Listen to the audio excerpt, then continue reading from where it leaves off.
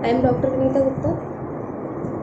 आज हम किसी बीमारी के बारे में ना बात करते हुए एक मेडिसिन की बात करेंगे जो कि हमारी बॉडी के हर अंग पे वो मेडिसिन काम करती है। तो ये इसके देखेंगे कि ये कौन सी मेडिसिन कैसे काम करती है, क्या क्या सिम्टम्स उसमें आते हैं और कौन कौन सी प्रॉब्लम होने पे वो हम दवा दे सकते हैं। तो हम इस वीडियो को नक्स भूमिका मेरे चैनल को पहली बार देख रहे हैं तो लाइक और सब्सक्राइब का बटन दबाना ना भूलें कि मेरी वीडियो का नोटिफिकेशन आपके पास पहले पहुंच जाए, जिससे आपको मेरी वीडियो पहले पहुंच जाए।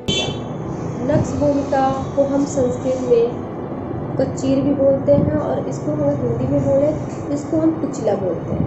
इसकी फैमिली होती है पॉइजन नट और ये इस भूमिका के द्वारा हमारी बॉडी के 1/3 बीमारी को ठीक करता है। नक्स भूमिका एक पॉलीक्रेस्ट रेमेडी मानी जाती है। इसमें पॉलीक्रेस्ट रेमेडी मतलब कि हमारे बॉडी के हर पार्ट में ये मेडिसिन काम करती है। हमारे हर बॉडी के पार्ट से कोई भी बीमारी या प्रॉब्लम्स है तो उसमें हम नक्स भूमिका लेंगे तो बहुत ज़्यादा रिलीफ करता है। कि जो पर्सन होते हैं वो रक्त प्रधान या पित्त प्रधान होते हैं, ये ज़्यादातर बहुत ज़्यादा गुस्सैले होते हैं, दुबले पतले होते हैं, इनके बाल ज़्यादा डार्क कलर की होती है और ये ईर्ष्यालु और सावधानपूर्वक व्यक्ति होते हैं और ये इनके अंदर बहुत ज़्यादा जेलसी भावना होती है, दूसरों को देख के जेलस होना या कंपटीशन इनके अंदर बहुत होती है। एम्बिशियस होते हैं, अपने एम को पूरा करने के लिए रात दिन एक कर देते हैं, रात में बहुत ज़्यादा काम करते हैं और वो बैठे बैठे वर्क करते हैं और ये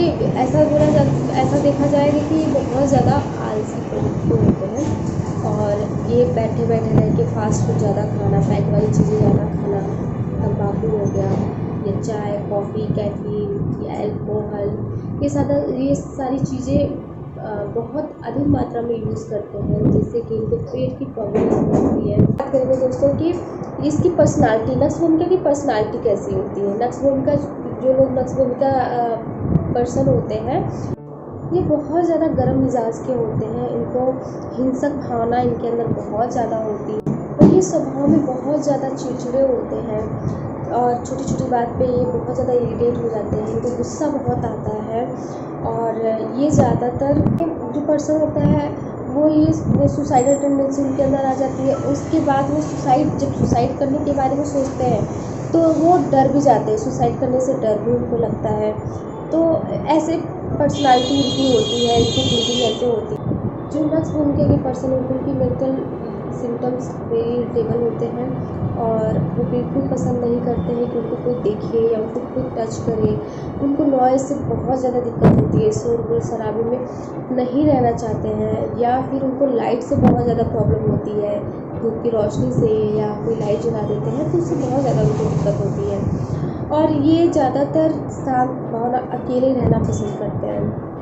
नक्स के पर्सन को किसी तरह की स्मेल पसंद नहीं है, उनको स्मेल किसी तरह का आता है तो उससे बहुत ज़्यादा उनको गुस्सा बहुत आता है। अब बात करेंगे इसके हेड की बात करेंगे तो नक्स भूमिका के हेड में बहुत ज़्यादा दर्द होता है ऑसिपिटल रीजन से और ऑसिपिटल रीजन से होते हुए ये फ्रंट आइज पे आ जाता है। इनको साथ में चक्कर भी आता है, सर दर्द के साथ साथ में चक्कर भी आता है और उसके बाद उनको ऐसा फील होता है कि उनका जो सर है वो गोल गोल घूम रहा है, उनके आंखों के सामने अंधेरा छाने लगता है।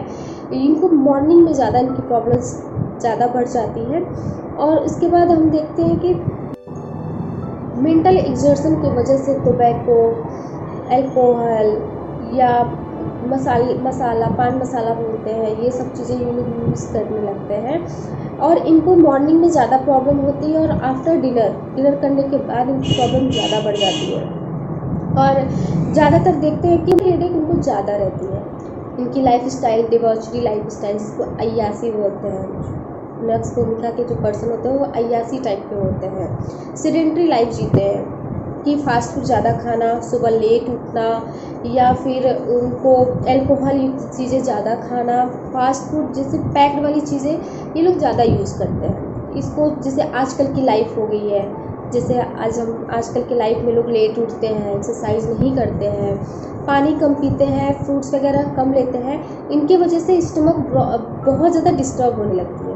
जो कि जब स्टमक डिस्टर्ब होने लगती है तो उसके साथ साथ सारे सिम्टम हमें दिखने लगते हैं हमारी बॉडी पे, तो इसको सेडेंट्री लाइफ बोलते हैं, डिबॉचरी लाइफ। नेक्स्ट बात करेंगे आइज़ के बारे में। आइज़ फोटोफोबिया इनको होती है, इनको लाइट से बहुत ज़्यादा दिक्कत होती है। जब वो रात में देर तक जगते हैं और सुबह मॉर्निंग में उठते तो अचानक से धूप में जाने में या रोशनी में जाने पर उनकी आँखों में दिक्कत होने लगती है, तब उसको फोटोफोबिया बोलते हैं। और इनको infra orbital neuralgia with watery in eyes होती हैं, इनको बहुत ज़्यादा न्यूरालजिक पेन होता है और इनकी आंखों से पानी भी आते हैं। इनके जो ऑप्टिक नर्व होते हैं, ये ऑप्टिक नर्व एट्रोफी हो जाती है। और ये एट्रोफी क्यों हो जाती है? ज़्यादातर इंटॉक्सिन्स चीज़ें लेने के जो हैबिचुअल हो जाते हैं, इंटॉक्सिन्स चीज़ें लेने पे, उनके वजह से इनके जो ऑप्टिक नर्व होती है एट्रोफी हो जाती है। ऑर्बिटल होती हैं वो बहुत ज़्यादा दर्द होता है, ऐसा लगता है कि फाड़ने वाला दर्द होता है, ट्विचिंग, और रेडिएट होता है ये ऑस्पिटल रीजन पे, जो पेन होती है ऑस्पिटल रीजन पे रेडिएट होता है। तब हम इसमें जो आइज़ के सिम्टम्स दिखते हैं नक्सबोम का। अब नेक्स्ट बात करेंगे ईयर। हमारे कान में एक स्टेशन ट्यूब होती है क्योंकि उसमें बहुत ज़्यादा इचिंग होने लगती है, ड्राइनेस होती है, बहुत ज़्यादा पेन होता है। ये ऑर्थराइजा बोलते हैं। इनकी जो प्रॉब्लम होती है ईयर की, जब वो बेड पे सोने जाते हैं तब इनकी प्रॉब्लम्स बढ़ जाती हैं। उसके बाद हम देखेंगे जब बहुत ज़्यादा लाउड कोई बोलता है या कोई लाउड चीज़ें कान में आती है तो कान में बहुत ज़्यादा दर्द होने लगती है, जिससे कि वो बहुत ज़्यादा गुस्सा करने लगता है नक्सबोम का पर्सन या नक्सबोम का। नेक्स्ट बात करेंगे नोज़। इसमें स्पेशली रात में नोज़ ब्लॉक हो जाता है, स्टफनेस हो जाती है, और डे टाइम पे coryza Fluence in day time होती है, इनके कोराइजा रनिंग नोज़ होती है, और रात जो होते हैं वो नोज़ ब्लॉक हो जाते हैं जिनके। और स्पेशली नोज़ ज़्यादातर ब्लॉक रात में होती है, वो भी कब जब बाहर जाते हैं, किसी वजह से बाहर वातावरण में, ठंड वातावरण में जाते हैं तो उनकी नाक ब्लॉक हो जाती है, और ये नाक से ब्लीडिंग होने लगती है मॉर्निंग में, कभी कभी नोज़ ब्लीडिंग होने लगती है। माउथ जॉ कॉन्स्ट्रिक्टेड हो जाते हैं, या छोटे छोटे ब्लिस्टर हमारे माउथ में, या अल्सर होने लगती है। या बात करें कि ये ज़्यादातर जो सलाइवा होती है ब्लडी सलाइवा होने लगती है, या फिर इसमें जो टंग होती है, अगर हम अपना टंग देखेंगे आप तो फिर आगे की जो टंग होती है वो क्लीन होती है, जो पीछे के जो टंग होते हैं जो स्पेस होते हैं उसमें वाइट कोटेड टंग होती है, या जो गम्स होती हैं मसूड़े में स्वेलिंग होने लगती है। और ज़्यादातर करेंगे थ्रोट में ऐसा लगता है कि कोई स्क्रैप कर दिया हो, या फिर ऐसा लगता है टाइटनेस फीलिंग होती है, या रफनेस फीलिंग होने लगती है, या tingling sensation after waking in morning. जब सुबह में उठता है तो उसको ऐसा लगता है कि टिंगलिंग सेंसेशन हो रहा है, और चुभने जैसा दर्द होता है, या जो उसके वल्वा होती हैं स्वेल हो जाती हैं, जिसको हम बोलते हैं कि टॉन्सिल जो इनका के स्टमक जो गैस्ट्रिक प्रॉब्लम होती है उनके वजह से, जैसे खाना खाने के बाद ऐसा उनको हैवीनेस फील होने लगता है, खाना खाने के बाद 2 घंटे बाद तक वो कुछ काम नहीं कर पाते हैं, एक्टिव नहीं होते, इनएक्टिव फॉर्म में होते हैं। और जब खाना खाने के बाद वो पेट को टच करते हैं तो स्टोन लाइक स्टमक फील होता है, वेट के साथ साथ पेन, ऐसा लगता है भारीपन के साथ साथ वो टच करने प्रेस करने पे पेन भी होता है नक्सबोमिका में। और जो बिटर टेस्ट इरिटेशन होती है, बहुत ज़्यादा शॉर्ट टेस्ट आते हैं, या बिटर टेस्ट इरिटेशन आती है। इनकी प्रॉब्लम्स खाना खाने के बाद बढ़ जाता है, और इनको नोजिया वोमिटिंग फील होता है, जी मिचलाना बोलते हैं, जी मिचलाता है, या चक्कर जैसा फील होता है। इनको मॉर्निंग में वर्टाइगो फील होता है, या चक्कर आना फील होता है बोलते हैं। और इनको एपिगैस्ट्रियम ब्लोटेड विथ, जो एपिगैस्ट्रियम रीजन होती है उसमें ब्लोटेड फील होता है with pressure as a stone, जैसे लगता है कि कोई स्टोन की तरह हार्ड हो जाता है। आफ्टर ईटिंग फूड, कुछ समय बाद, खाना खाने के कुछ समय बाद ये ऐसा फील होता है। और इनको डिस्पेप्सिया या रेवनस हंगर इनके बहुत ज़्यादा होती है, डिस्पेप्सिया की ज़्यादा शिकायत होती है, खाना खाने के बाद पेट में दर्द भी होने लगता है। डिस्पेप्सिया की शिकायत तब होती है जब वो बहुत ज़्यादा ड्रिंक करते हैं, या स्मोकिंग करते हैं, या फिर कॉफ़ी, हार्ड कॉफ़ी पी लेते हैं, स्ट्रॉन्ग कॉफ़ी।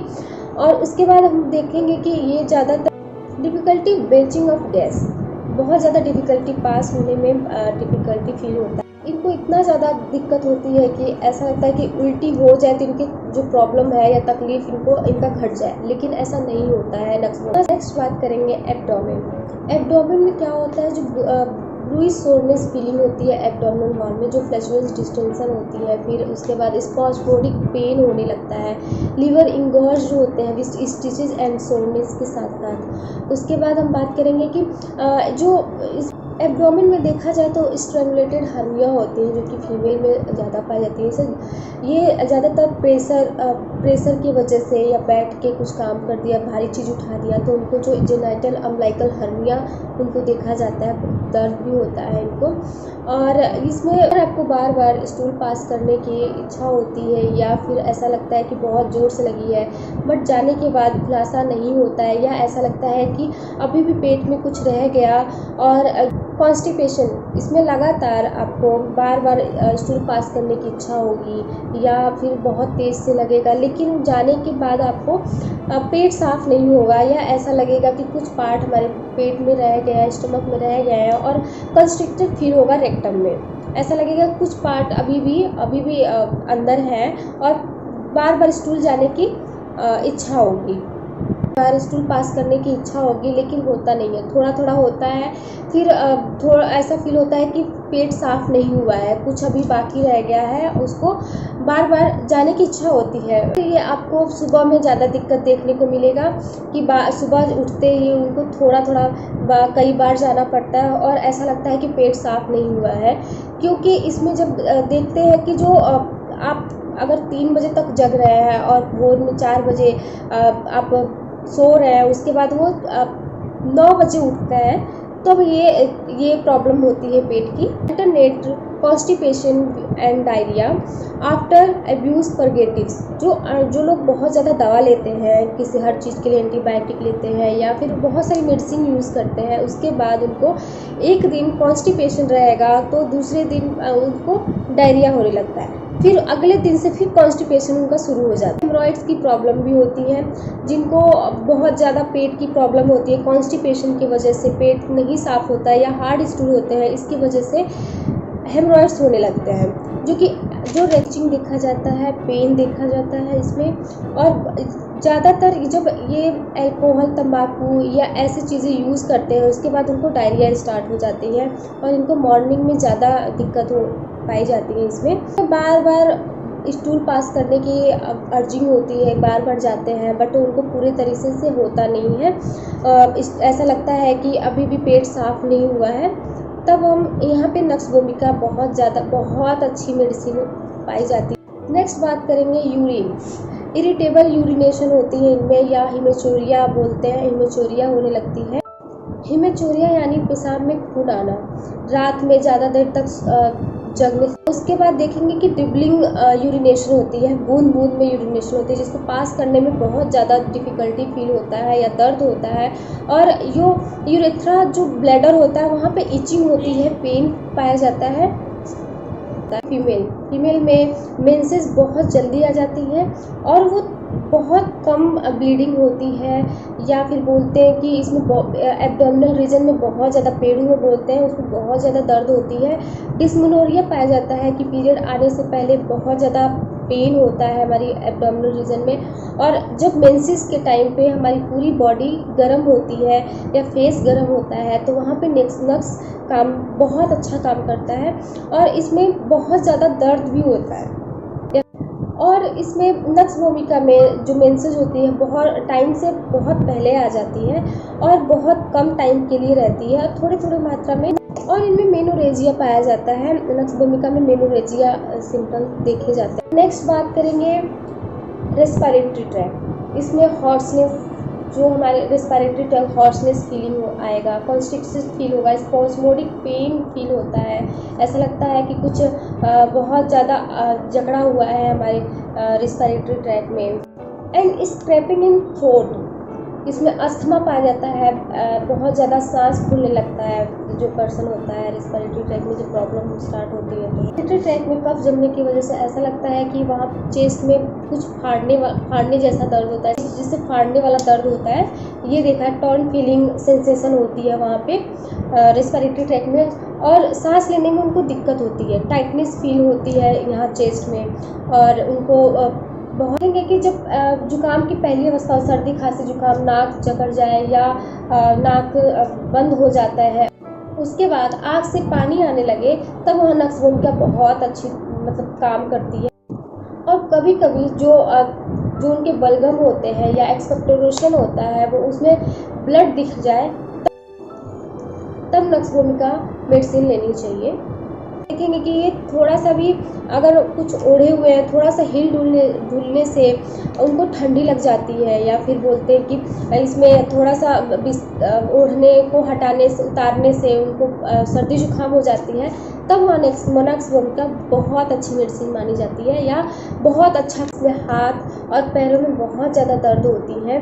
उसके बाद जो पैर होते हैं उनमें नमनेस फील होते हैं, ऐसा लगता है कि एक जो पैर होते हैं, ये दोनों पैर पैरालिसिस जैसे फील होते हैं, कि उसमें ऐसे छूने पे कोई सेंसेशन नहीं मिलता है, या किसी मोशन से कट कट की आवाज़ करने लगते हैं, या क्रैम्पिंग पेन होने लगती है काफ मसल में या सोल में, तब वहाँ पे हम नक्स भूमिका देंगे। और लगे कि हमारे हाथों में या पैर में लॉस ऑफ पावर हो गया हो, या ऐसा लगे कि कोई दम नहीं है, कोई हाथ में दम नहीं है, हाथ नहीं उठा सकते, तब वहाँ पे हम नक्स भूमिका देंगे। स्लीप, इसमें सब बहुत बुरे सपने आते हैं, या फिर बोल दें कि जब ये खाना खाने के बाद या मॉर्निंग में इनको डिजीनेस फील होता है, या फिर cannot sleep after 3 PM until towards in the morning, ये 3 बजे तक नहीं नींद आता है, या ये 9 बजे के बाद इनको आराम सोने की, ये थोड़ा सोने के बाद ये बहुत ज़्यादा रिफ्रेश फील करते हैं, और उनकी प्रॉब्लम्स ऐसा लगता है कि इनकी नींद पूरी हो गई थोड़ी सी स्लीप में ही, ये चीज़ें देखी जाती हैं। अब नेक्स्ट बात करेंगे स्किन में बॉडी बर्निंग होती है, स्पेशली फेस पे बहुत ज़्यादा जलन होता है, और इनके अर्टिकेरिया की शिकायत होती है, बहुत ज़्यादा खुजली होती है, इंटेंस खुजली होती है, इंटेंस इचिंग होती है, या फिर बोल देंगे कि ये अपने आप को अनकवर ओढ़ के सोएगा, उसमें भी उसको चिली फील करता है या ठंडा फील करता है। अब इतनी बर्निंग के बाद भी उसको ओढ़ के सोना पसंद है।